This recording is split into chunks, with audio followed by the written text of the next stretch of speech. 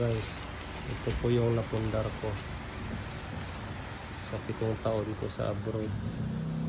Ito po, ayoko nang bumalik sa abroad, nakakapagod na. Ang daming tagapagmana doon sa kumpanyang pinagtrabahuan ko. Kaya ito, umuwi na lang ako para magnegosyo. At least ako ang amo. Sa ngayon meron na kaming isang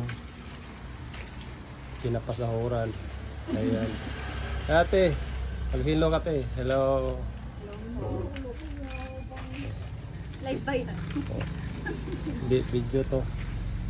Nagbablog kasi ako eh. Yan po ang aking asawa. Meron din po kaming van for rent. Ayan.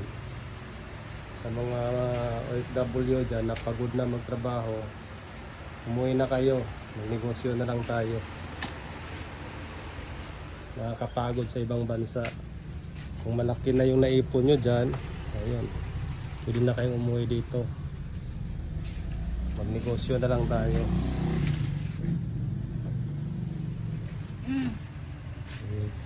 Mamaya na lang ulit kasi inutusan na naman ako.